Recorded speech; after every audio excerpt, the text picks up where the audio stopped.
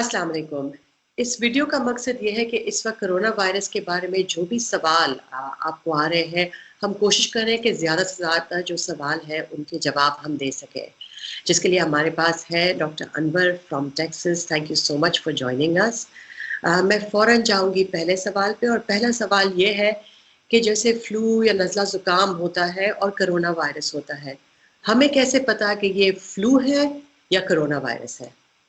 बिस्मिल्लाहिर्रहमानिर्रहीम, वालेकुम अस्सलाम। Corona virus is a respiratory virus और इसके बहुत सारी अलामात मैच करती हैं किसी और रेस्पिरेटरी वायरस से। इसके अंदर नज़ला, ज़ुकाम, फीवर होगा, लेकिन जो अब तक तहकीक सामने आई है उससे पता चलता है कि this particular virus has more affinity to go into and infect the lung. तो अमूमन पेशेंट्स इस वायरस की बीमारी में खांसी और सांस लेने में दिक्कत की तकलीफ बताते हैं। तो अगर निमोनिया या फिर सांस लेने में दिक्कत है तो फिर इसका मतलब है ये कोरोना वायरस हो सकता है। अच्छा, ये सुनने में आ रहा है कि जैसे गर्मियों का मौसम आएगा, 27 डिग्री से ज़्यादा जब टेम्परेचर होगा, तो ये होता है कि ये वायरस जो है ये ख़त्म भी हो जाए या फैलेगा नहीं उस तरह जिस तरह इस वक्त फैल रहा है। क्या इस बात में कोई ट्रूथ है या नहीं है? ऐसा कहना अभी बहुत जल्द होगा। अभी इस किस्म की कोई तहकीक सामने हमारे नहीं है, लेकिन थियोरेटिकली इट इज़ पॉसिबल कि जैसे टेम्परेचर राइज हो तो the way the virus spreads is by the mechanism of droplets. तो गर्मी के मौसम में और खुश्क मौसम में there is a theoretical possibility कि वायरस इतनी इफेक्टिवली ट्रांसमिट ना हो सके। लेकिन सिर्फ क्लाइमेट ही नहीं बल्कि और भी बहुत सारे फैक्टर्स हैं जो कि वायरस के स्प्रेड में और जिस इफेक्टिवली ये स्प्रेड करते हैं वो इम्पैक्ट कर सकते हैं। प्रेग्नेंट वुमेन के बारे में बात करते हैं। बहुत एक फियर है कि अनबॉर्न चाइल्ड को जो है ये कोरोना वायरस अफेक्ट कर सकता है। क्या ऐसी कोई चीज सामने आई है अभी? Again we are still in process of learning and collecting data, लेकिन जो थोड़ा बहुत हमें पता चला है वो ये कि प्रेग्नेंट वुमेन से उसके बेबी में ट्रांसमिट नहीं होता वायरस, प्लेसेंटा में वायरस नहीं जाता है, और there are no reports of any congenital infections in the baby either. Breast milk में भी वायरस नहीं नजर आता, so it may be safe to breast feed. लेकिन उस वक्त अगर कोई अगर आप को एक्टिव इन्फेक्शन है तो इट्स वेरी नेसेसरी कि आप मास्क से कवर करें ताकि बेबी को डायरेक्टली रेस्पिरेटरी ड्रॉपलेट्स के जरिए इन्फेक्शन ना जाए। अच्छा, ये जब कोरोना वायरस का इस वक्त कोई वैक्सीन नहीं है, जब इसकी कोई दवाई नहीं है, तो अस्पताल में डॉक्टर्स पेशेंट को किस तरह ट्रीट कर रहे हैं? अस्पताल में सिम्टोमेटिक मैनेजमेंट होती है, जिसका मतलब ये है कि अगर किसी को निमोनिया है इस वायरस की वजह से और उसका ऑक्सीजन सैचुरेशन ड्रॉप हो रहा है, he is not able to maintain his oxygen, then आपके डॉक्टर इस बात को डिटरमाइन करेंगे कि do you need oxygen through nasal cannula और how to supplement it through other mechanisms, for example face mask और बाईपैप और even ventilators. This is called symptomatic management. अगर इस वायरस की वजह से आपके दूसरे ऑर्गन सिस्टम्स को अफेक्ट हुआ है, फॉर एग्जांपल सेप्सिस की वजह से आपकी किडनीज अफेक्ट हुई हैं या लिवर अफेक्ट हुआ है, तो डॉक्टर इस बात का अंदाजा लगा सकते हैं कि maybe you need IV hydration और सम अदर सपोर्टिव मेजर्स। अगर आपके कोई खाना बना रहे हैं और जो बंदा आपका खाना बना रहा है, चाहे वो टेक आउट, डिलीवरी, रेस्टोरेंट हो या घर पे हो, और वो उसको कोरोना वायरस है, तो क्या ये हो सकता है कि खाने के जरिए आपको भी ये वायरस पहुंच सकता है?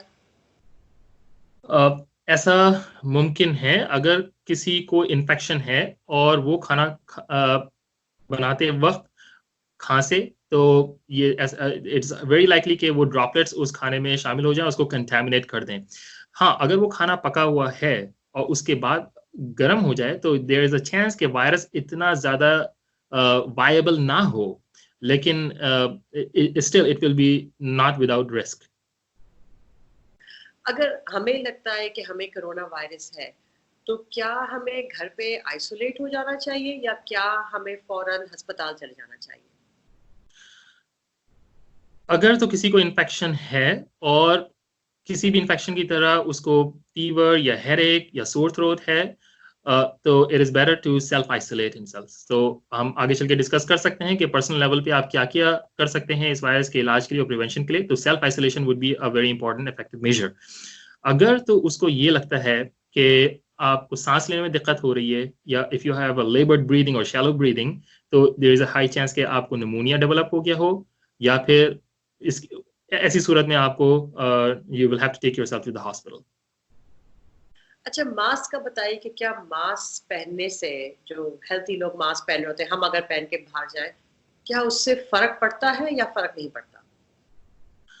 अगर तो इन्फेक्शन किसी को नहीं है तो उसके लिए मास्क पहनने की जरूरत नहीं है, और वो as a matter of fact it can be counterproductive too.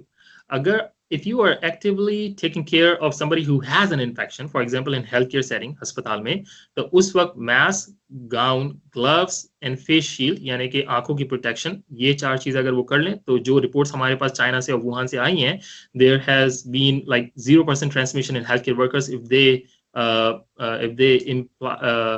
they can compliant with these protective measures. अगर किसी को इन्फेक्शन है तो फिर ऐसी सूरत में, और अव्वल तो उसको घर पे अपने आप को आइसोलेट करना चाहिए, और अगर किसी इंतहाई जरूरत के तहत उसको बाहर जाना पड़ रहा है तो उसको मास्क पहन लेना चाहिए। तो फिर मेरा आखिरी सवाल आपसे ये होगा कि इस वक्त हम इंडिविजुअल्स जो घर पे बैठे हुए हैं, हम इस वक्त कोरोना वायरस के बचाव से क्या कर सकते हैं? बचाव के लिए बेसिकली 3 लेवल्स के ऊपर हमको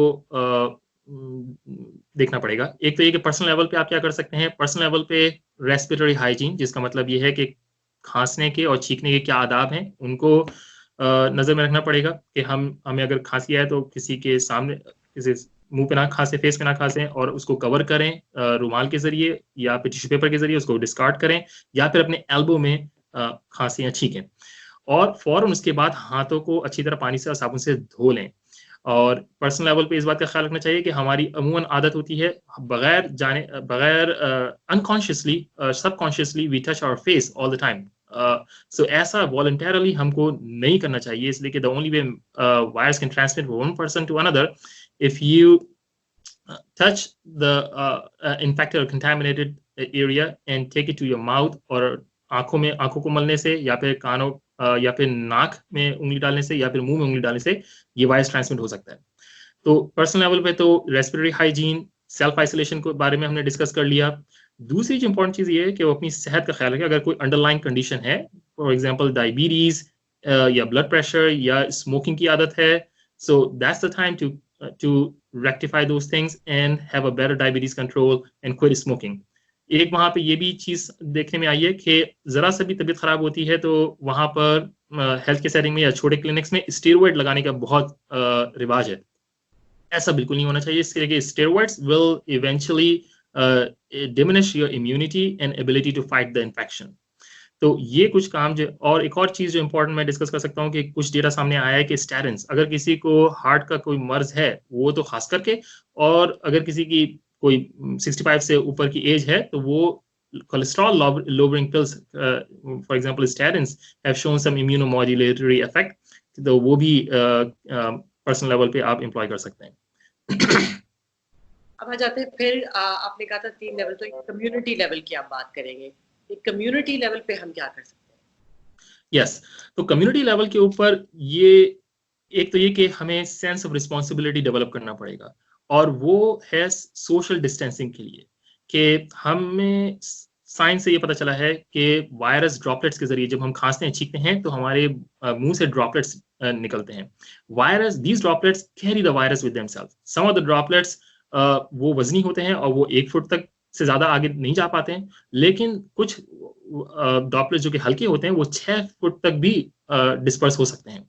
तो सोशल डिस्टेंसिंग का मतलब ये है कि हमें कम से कम 6 फुट का फासला एक दूसरे से रखना चाहिए, और अगर इससे कम ऐसा करना मुमकिन ना हो तो फिर ऐसे इज्तिमात से इसको डिमिनिश करना चाहिए और डिस्करेज करना चाहिए फिलहाल। तो ये हमें सेल्फ सेंस ऑफ रिस्पॉन्सिबिलिटी से होगा, और सोशल के जिसके जरिए हम सोशल डिस्टेंसिंग को इफेक्टिवली उसको इम्प्लीमेंट कर सकते हैं। हमारे अब ये चीज जो है आपको आपके पब्लिक हेल्थ ऑफिशियल्स बताएंगे कि इस सोशल डिस्टेंसिंग को आप अपने एनवायरनमेंट में किस तरीके से इफेक्टिवली इम्प्लीमेंट कर सकते हैं। यहाँ मैं यूएस के बारे में और पर्टिकुलरली डैलस के बारे में बात कर सकता हूँ कि हमारे यहाँ स्कूल का क्लोजर, कोई भी बड़ी पब्लिक गैदरिंग नहीं हो रही है, कोई गेम्स या इस तरह की कोई इवेंट्स हम कैंसिल हो चुके हैं। Even religious activities, for example, churches, temples, synagogues, masajids, those are closed right now.